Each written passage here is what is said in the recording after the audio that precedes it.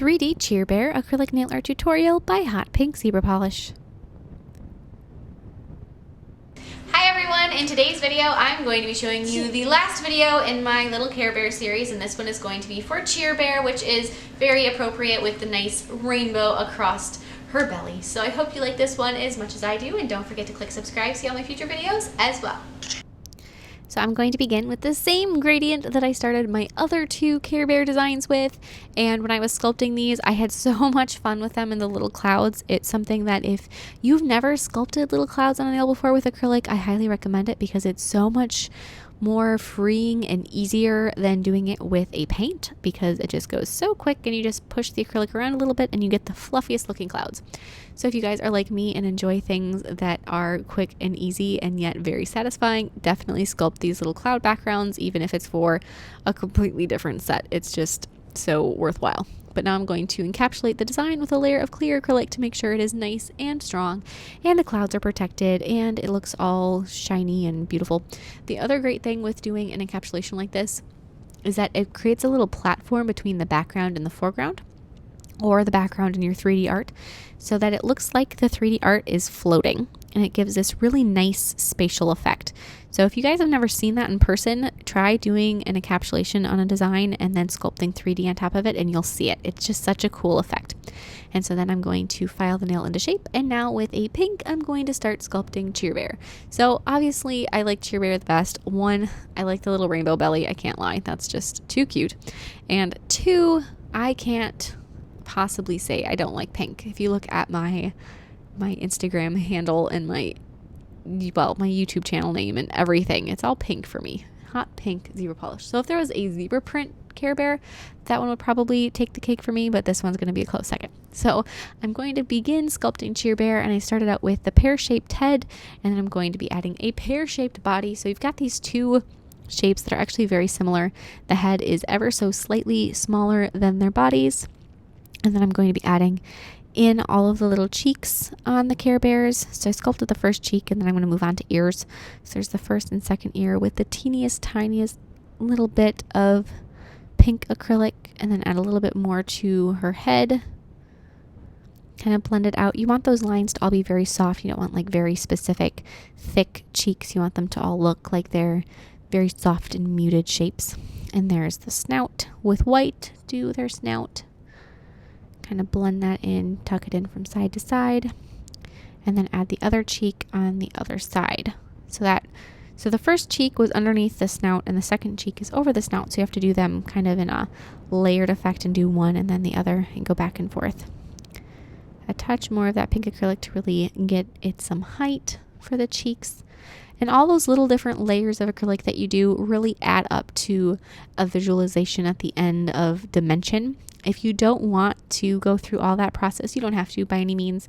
It's kind of an up to you situation as how much you want to do and how much work you want to put into these characters. I'm going to add the white belly with some white acrylic, and I've talked a little bit about different acrylic brands in this series, and I didn't mention Double Dip, which is an acrylic brand that I'm a big fan of. I didn't actually use any of their products because I didn't have the right colors from them in these videos, but I love the controlled feeling I have when I'm working with their products, and the color payoff is really, really good.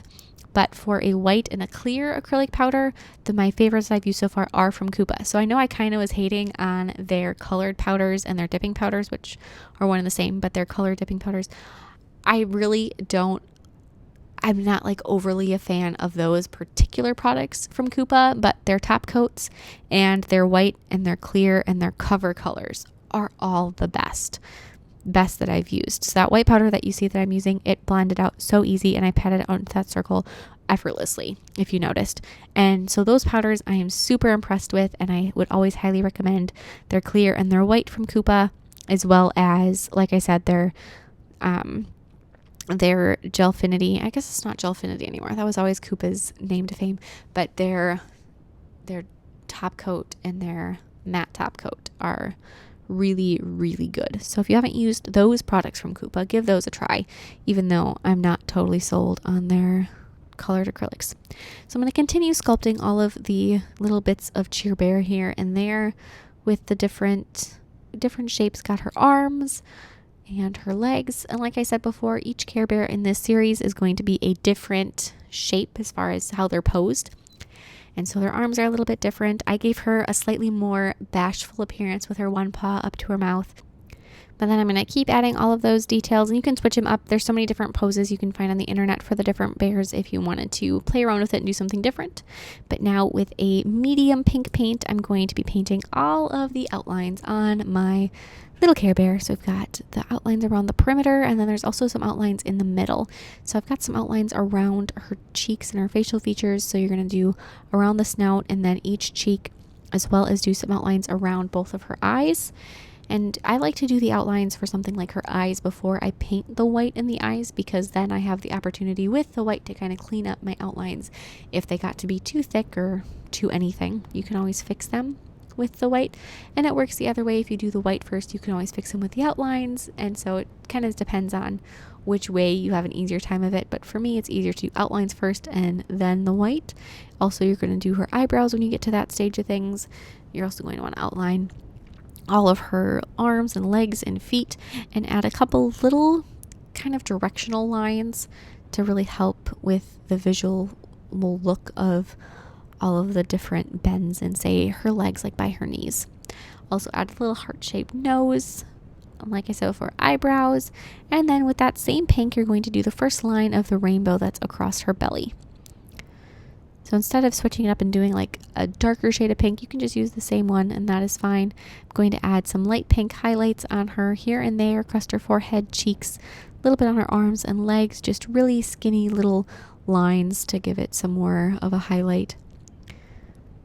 I'm going to take and use a little bit of that white in her eyes, a little bit of black in her mouth for her smile, and then give her some pupils. Little bit of outlines on her eyes for her lash line too. And then with straight up white there, I'm going and filling in her eyes, and then a little bit in her ears too.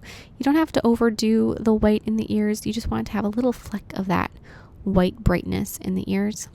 And then I'm going to use some orange and add the orange stripe to the rainbow, and then keep going through the different colors of the rainbow. If you want to let the colors dry a little bit before adding the next one, you certainly can. I find acrylic paint dries fast enough that I can pretty much do one color to the next and not wait for dry time. But depending on what brand you're using, you may find that you need to give it just a couple, 30 seconds to a minute between each color. And that could even be the amount of time it takes to wash your brush. So sometimes it makes a difference to wait between sections and sometimes it doesn't. There's her pupils. And then do any finishing little outlines that you want to do. I'm going to add her little heart on her hip, and then I'm going to apply a layer of gel sealer over the background to make sure it is nice and shiny. And then the last thing you have to do is apply some matte top coat over Cheer Bear, and this design is done. This one is definitely my favorite of the set, so I saved the best for last. If you do decide to make a recreation of any of these Care Bear designs or use some of this technique and style to make your own, I would love to see them, so please tag me on Facebook or Instagram, and I will see you next time. Bye!